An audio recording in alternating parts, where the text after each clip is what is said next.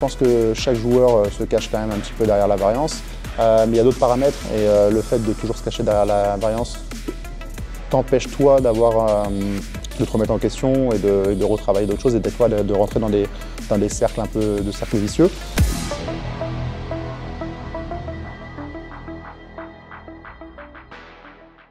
Et les amis, avant de démarrer l'épisode cet été, on est sponsorisé par Clober Time Watch, le site pour se faire plaisir. Vous aimez les montres? Moi aussi, vous y connaissez quelque chose? Moi non plus. Avec Clober Time Watch, vous retrouvez le meilleur de la montre au meilleur prix. Ça va de 150 € à plus de 3000 €. Il y a toutes les marques, de la Luminox, de la Guess, de l'Hugo Boss, de l'Imperio. Il y a même des grosses marques comme la marque Porsche, hein, vous faites un beau tournoi, vous voulez vous faire plaisir, et bien vous allez sur Clober Time Watch et vous allez pouvoir, j'ai envie de vous dire, vous la péter ensuite en soirée et en société. N'hésitez pas à aller faire un tour sur le site, c'est fait par un passionné pour les gens qui n'y connaissent rien ou les gens qui sont eux aussi passionnés. Faites-vous plaisir, tous les liens sont en description de la vidéo. On est crevé. Est-ce que j'ai oublié d'appuyer sur recording? C'est possible. Aujourd'hui, on est avec un homme qui a un palmarès beaucoup trop long pour 15 minutes. Salut Loïc. Salut mon Alex, ça va? Ouais, toi? Écoute, ça va, je suis épuisé, la preuve. Je n'avais pas appuyé sur enregistrer. Bon, on revient d'abord sur, forcément, la deuxième place, il y a quelques jours. Tu as fait rêver tout le monde. Et en même temps, c'est dur. Ton sentiment, qu'est-ce qui reste? Beaucoup de joie, honnêtement, c'est ce que je te disais, beaucoup de positifs. C'est vrai qu'il n'y a pas de bracelet, il n'y a pas de troisième bracelet, donc ça c'est le côté un peu négatif. Il y a une grosse différence entre la première et la deuxième place aussi financièrement, bien évidemment. Mais le positif prend largement le dessus, puisque des émotions de ouf, une tape finale avec un rail incroyable, ma meilleure performance aussi en termes de financièrement. Et sur un fil de relevé, donc voilà, il y a énormément de choses qui se mélangent et puis voilà, je suis fier, content et donc que du positif. Il y a quelques semaines, j'ai fait une interview d'un ami à toi, M. Arnaud Anselme, un collègue, dirais-je, d'Unibet, qui m'a sorti une phrase dont j'avais envie de te parler. Il m'a dit, tu sais, moi j'ai appris avec Alex, il m'a expliqué longtemps que le one time, ça n'existe pas. Ouais, c'est vraiment une expression dans le poker que je déteste, pour employer le mot. Je trouve que c'est très réducteur et ça, je ne comprends même pas ce que ça veut dire. Ça veut dire qu'on l'a fait une fois, donc on ne peut plus le refaire, donc on se met des barrières, donc ça nous empêche de... Enfin voilà, pour moi, c'est vraiment une des pires expressions du poker. Donc voilà, s'il a appris ça, ça me fait déjà plaisir. On se connaît depuis plus de 10 ans. Il y a une très belle photo de toi en train de gagner le DSO, la Grande Motte, on est ensemble. Ouais. On avait bien vibré. Et c'est à partir de ce DSO d'ailleurs qu'il se passe quelque chose en live, j'entends. Online, tu crochais déjà depuis. Mais à partir de là, bon, ça déroule, hein, on ne parle plus du palmarès. Mais il reste quoi du joueur de 2015 versus 2025 ? Ah, il reste beaucoup de choses quand même, il reste le plaisir déjà du jeu. T'es toujours un amoureux? C'est différent, j'ai un plaisir différent, mais ouais j'aime beaucoup ce jeu, sinon encore une fois, je progresse, je travaille dessus, je continue à progresser, etc. Donc c'est les facteurs, les éléments qui me permettent de dire si je dois continuer à jouer ou pas. Et si j'aimais plus ce jeu, j'arrêterais de jouer clairement et je ferais autre chose. Donc non, j'ai encore plein de choses à faire, à accomplir. Et donc il y a ça, et puis l'envie d'être de rencontrer encore du monde, d'échanger avec des gens. Voilà, tout ça, c'est la beauté du live aussi, et de revoir les amis du circuit aussi, les destinations. Enfin voilà, il y a plein de choses qui sont très sympas, et non, il reste encore beaucoup de choses à kiffer, quoi. All-time money-list, là tu te rapproches doucement du sommet. Bon, il faut encore en battre quelques-uns, mais enfin, là ça commence à devenir très très sérieux. Reste l'argent, reste les titres, reste quoi quand on a 15 ans de carrière comme toi avec tout ce qu'on a gagné? Bah ouais, un peu tout ce que tu as dit, et puis les objectifs qu'on s'est fixés au début, qui ne sont pas encore atteints forcément, et puis des nouveaux qu'on se remet aussi avec l'avancée chaque année. Donc ouais, tant qu'il y a encore une fois cette envie de réussir et d'aller chercher ces titres pour des objectifs et de carrière et perso, de la vie quotidienne, voilà, on a encore de quoi faire, on n'est pas rassasié, et puis voilà, donc on continue à aller dans ce sens-là. Tu dis on n'est pas rassasié, mais tu réfléchis à ça? Parce que toi, tu as vraiment, on va dire, l'hygiène, l'esprit d'un joueur de haut niveau. Quand je dis d'un joueur de haut niveau, je ne parle pas de poker, je parle d'un joueur de haut niveau, footballeur, sportif. il y a une limite, il y a un objectif, il y a quelque chose ou comme tu dis, tu joues jusqu'à plus de plaisir? Alors déjà, je joue jusqu'à... Alors plus de plaisir, c'est sûr. C'est-à-dire que le moment où j'ai plus de plaisir, j'arrête de jouer. J'ai toujours dit aussi le moment où j'ai l'impression de plus progresser, j'arrêterai aussi de jouer, parce que ça ira avec souvent. Je prends du plaisir quand je progresse, et donc je fais des choses en amont pour essayer de progresser, et donc pour prendre du plaisir, ça va aussi avec. Et puis aussi, le poker, ce qui est intéressant, c'est que ça te fait aussi évoluer en tant qu'homme. Et ça, je le vois que je suis plus la même personne aujourd'hui. Bon, il y a l'âge, il y a plein de choses qui font que, mais pas que, on va dire, parce que j'ai d'autres amis qui sont pas forcément dans le poker et qui ont une évolution différente. Mais en tout cas, ça me laisse plus de temps aussi. On a la chance au poker d'avoir du temps pour nous. Et moi, je l'utilise d'une certaine manière aussi, qui me permet de m'émanciper dans d'autres domaines. C'est toujours kiffant du coup de pouvoir allier un peu les deux, quoi. Bon, je passe mon temps depuis 3 ans, chaque fois que je suis à Vegas, à avoir des Français qui me disent non, mais là ça va, j'ai perdu que 50, j'ai perdu que 30, j'ai perdu que 80. La variance, c'est pas de mon côté. Bon, le bad run est là. T'es la preuve vivante que le bad run, ça existe, mais pas pour tout le monde. Quand je dis ça, il y a un peu d'impertinence, si tu veux, mais forcément, quand on te voit toi, quand on voit quelques joueurs top mondial, c'est fluide, quoi. Ça fait des années que c'est fluide. On parle pas d'un an, on parle d'années. Est-ce qu'à un moment donné, les joueurs de poker, ils se cachent pas derrière les poncifs qu'on connaît de run, de j'ai pas de chance, etc. Est-ce que c'est vous qui renez plus fluide? Est-ce que tu arrives à comprendre, on va dire, cette différence entre vous et le reste? Bon, c'est difficile à dire, mais après, c'est sûr que je pense que chaque joueur se cache quand même un petit peu derrière la variance. La variance existe, il n'y a même pas de débat là-dessus. La variance négative, ça peut arriver, ça peut durer très très longtemps, bien évidemment. Mais il y a d'autres paramètres, et le fait de toujours se cacher derrière la variance t'empêche toi de te remettre en question et de retravailler d'autres choses, et des fois de rentrer dans des cercles un peu de cercles vicieux. Et surtout de pas se rendre compte, mais de faire des mauvaises choses, de répéter quoi. Voilà, de répéter à cause de la variance. Et le fait de se remettre en question permet d'éviter ces choses-là déjà. Mais après, c'est très très très compliqué à savoir le vrai du faux. Voilà, je vais pas essayer de... Il y a aussi quelque chose, il y a la discipline, on va dire, physique que tu as, discipline alimentaire. Le coaching, tu es encore un joueur, tu te fais coacher. Souvent, quand j'en parle aux gens qui nous suivent, ils ne pensent pas qu'Alexandre ça se fait encore coacher, tu vois. Tout ça, c'est quoi? C'est du détail qui compte? C'est juste parce que vous êtes matrixé, entre guillemets, ainsi avec Aurélie, en mode, voilà, on a cette hygiène de vie. T'en viens comment à ça? Non, non, je suis pas matrixé, non, pas du tout, mais juste, encore une fois, si tu te mets des objectifs, tu as envie de les atteindre, et tu réfléchis en amont à comment les atteindre. C'est pas juste mettre des objectifs pour mettre des objectifs, sinon ça n'a pas d'intérêt. Donc voilà, et tu te rends compte que si jamais tu as envie d'arriver, tu dois faire telle et telle chose. C'est même pas des concessions, tu vois. Il y a des choses où je le fais facilement, d'autres choses où c'est un peu plus compliqué. Tu parlais de l'alimentation, tu vois, ça c'est un petit peu plus compliqué.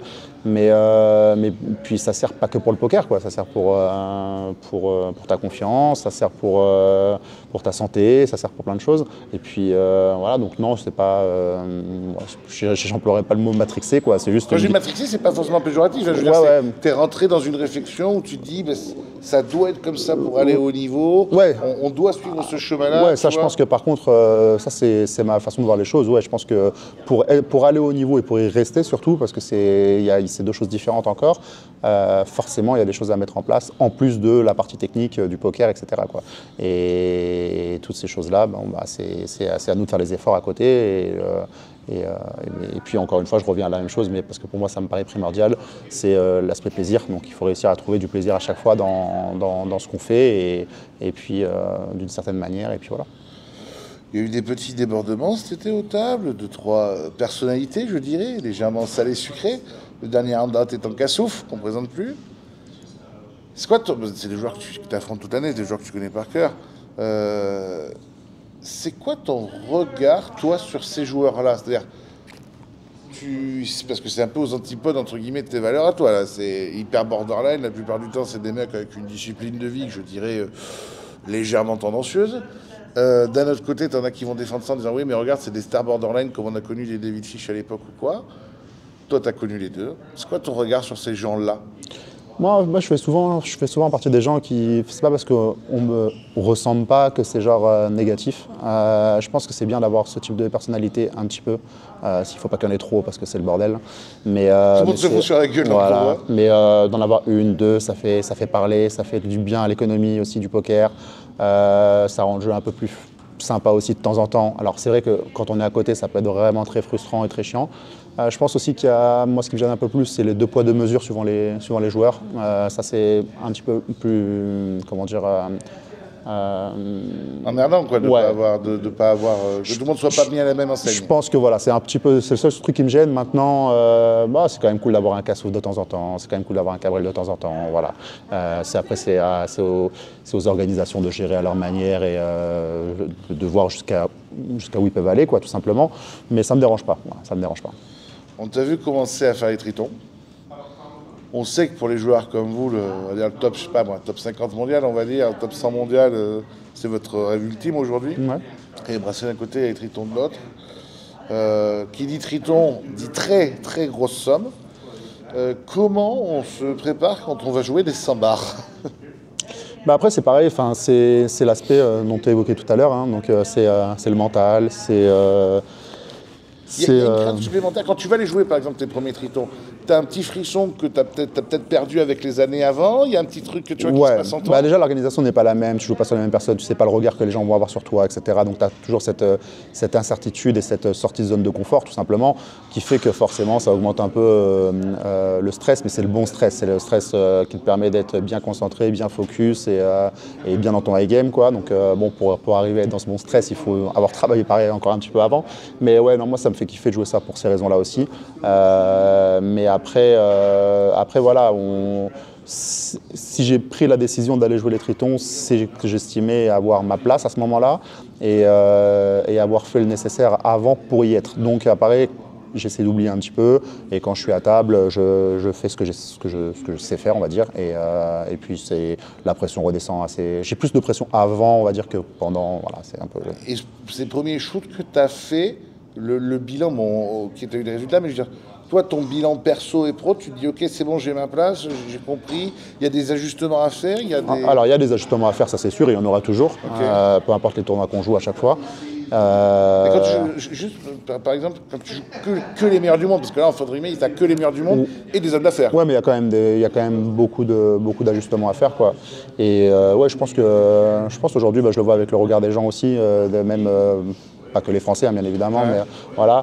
Alors, il y a des gens qui doivent se demander ce que je fais là, c'est sûr, mais dans l'ensemble, je pense que j'ai ma place. Avec plusieurs millions et des bracelets, il y en a qui se demandent vraiment ce que tu fous là. Ouais, c'est encore un autre, tu vois, là, quand on parle des meilleurs au triton, c'est 50 millions qu'ils ont, tu vois, c'est encore au-dessus. Mais bon, il faut y arriver, et puis il faut les jouer pour y arriver aussi. Donc voilà, non, moi je suis à l'aise, et j'ai confiance, et je les ai joués, donc maintenant je sais aussi à quoi m'en tenir.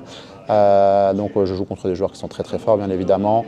Il y en a plein qui sont meilleurs que moi, c'est sûr et certain, mais déjà je vais essayer d'aller les titiller un petit peu plus et puis voilà, après ça reste du poker et puis on joue pour le kiff aussi et puis pour le plaisir encore une fois, donc ça me fait plaisir de jouer ces tournois-là. J'ai la chance d'avoir des investisseurs qui croient en moi aussi et du coup on va continuer. Bon, on parle de 2 choses pour finir. La première, l'année dernière, je tournais mon documentaire. Je vois ta table finale, tu finis deuxième, c'est dégueulasse, tu perds 2,80. Un pré-flop, un post-flop. On va boire un coup. Je te dis, Alex, je suis désolé, ça doit être dur. Tu me sers un café, tu me dis, oh, il a fallu que j'en passe aussi. Juste cette réaction, moi, ça m'a fait halluciner. C'est une des réactions qui me fait le plus halluciner les dernières années. Je me suis dit, le gars a dépassé le stade du... Comment tu arrives à faire ça ? Parce que c'est 10 minutes après, hein, c'est pas 6 heures après. Ouais, bien sûr. Bon, déjà, premièrement, je pense que c'était pas mon premier bracelet. Ça, je pense que ça change. Si ça avait été mon premier bracelet, je pense que j'aurais eu une pointe d'amertume un peu plus forte. Mais après, voilà, c'est un truc que moi, j'ai joué au foot à haut niveau et j'avais justement ce truc de genre... de pas accepter l'injustice. Quand l'arbitre faisait une erreur, etc., ça me plaisait vraiment pas. Voilà. Et au poker, bizarrement, j'ai compris tout de suite que ça fait partie du jeu en fait, quoi. Si on n'accepte pas, tu l'intègres, tant pis, quoi. Si on n'accepte pas le fait de prendre des bad beats, si on n'accepte pas le fait de mettre des bad beats, si on n'accepte pas, voilà, ça fait partie du jeu. Des fois, on va en mettre, des fois. L'objectif pour moi, c'est ce que je répète à chaque fois, c'est que les moments où j'ai de la chance, c'est de savoir la saisir. Voilà, c'est vraiment pour moi, c'est pour ça que le travail mental, le travail tous les à côté sont super importants parce qu'au final, si le moment où on a de la chance, on ne conclut pas, ce qui va arriver bien évidemment une partie du temps, mais déjà on peut s'en vouloir. Alors que si on n'a pas de chance, on n'a pas de chance, on ne peut rien y faire et puis voilà. Et donc c'est vraiment des choses auxquelles je ne fais pas attention. Je me souviens même plus, pour te dire, la plupart des coups que j'ai perdus, tu vois, genre j'ai zappé, la plupart des coups que j'ai gagnés, j'ai zappé et c'est pas, c'est pas mon problème entre guillemets, quoi. C'est pas ce qui va me faire avancer, quoi. Donc voilà. Dernière question, le patch Unibet. Ouais. Toujours. Ouais. Est-ce que tu leur demandes un 0 de plus chaque année? C'est pour sponsor Rando qu'on embrasse. Et on se met, on se met très vite d'accord ensemble et tout se passe bien. Voilà, c'est le choix du cœur. Voilà. Mais c'est le choix du cœur, mais ils font les efforts aussi nécessaires et je leur. C'est vrai que la roue, c'est la roue, mais c'est bien remonté aussi. Ouais, non, je leur remercie. Ils font vraiment. Je suis très très content de ce partenariat. Et plus que ça maintenant, puisque ça fait quand même depuis 2017. Oui, c'est-à-dire que là, ça s'appelle être un meuble à la fin. Non, là, donc voilà, et puis il y a Arnaud qui est là depuis un petit bout de temps aussi, Aurélie qui nous a rejoint, donc on a une petite team bien sympa. Et ils ont pris Aurélie parce qu'ils se sont aperçus qu'ils avaient que des champions et personne n'était foutu de communiquer dans cette équipe. Je me dis, mais attendez. Ouais, et maintenant, on a une championne qui communique, donc c'est top.